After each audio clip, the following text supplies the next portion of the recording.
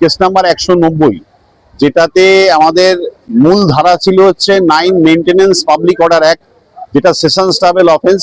সেটাতে সেই জন্যই প্রাথমিকভাবে আমাদের বেল রিজেক্ট হয়েছিল। আজকে এই কেসে প্রথম একজন নির্মল চক্রবর্তী ইতিমধ্যে বেল পেয়েছে, যিনি একজন আইনজীবী, পরশুদিন বেল পেয়েছে। আর আজকে আমাদের ওই কেসে 9 জন ছিল। 9 জনই মহামান্য আদালত সমস্ত নথি, কেস ডকেট এবং ইনজুরি রিপোর্ট দেখে এই সিদ্ধান্ত উপনীত হয়েছে যে এদেরকে কাস্টডি রাখার কোনো মানে থাকে না, ওনাকে 9 জনকে বেল দিয়েছে। প্রাক্তন বিধায়ক বেল পেয়েছে না, প্রাক্তন বিধায়ক এই কেসে বেল পেলেও প্রাক্তন বিধায়ককে একটা অন্য কেসে ট্যাগ করা হয়েছে এবং সেই অন্য কেসের প্রোডাকশন আগামীকাল রেখেছে। আগামীকাল আমাদের শুনানি হবে, শুনানি অনুযায়ী যেরকম হবে। আমাদের এই কেসে প্রাথমিকভাবে 10 জন ছিল, এখন আপাতত 9 জন আছে।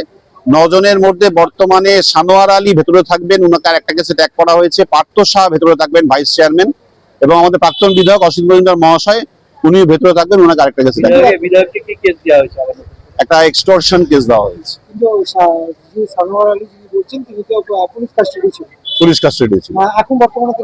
পুলিশ কাস্টাডি থেকে আজকে 7 দিনের ওই যে কেসে নতুন কেসে ট্যাগ হয়েছে সে কেসে 7 দিনের পুলিশের রিমান্ডের প্রেয়ার ছিল। মহামান্য আদালতকে আমরা ডিফ্যাক্টো কমপ্লেন্টকে এনে দেখিয়েছি। ডিফ্যাক্টো কমপ্লেন্ট বলেছে আমার এই কেসে কোনো অভিযোগ নেই, কিন্তু 7 দিনের পুলিশ রিমান্ড নেগেট করেছে। 7 দিনের পুলিশ রিমান্ড নাকচ করে 2 দিনের জুডিশিয়াল কাস্টাডি দিয়েছে। 6 তারিখে প্রোডাকশনের ডেট দিয়েছে।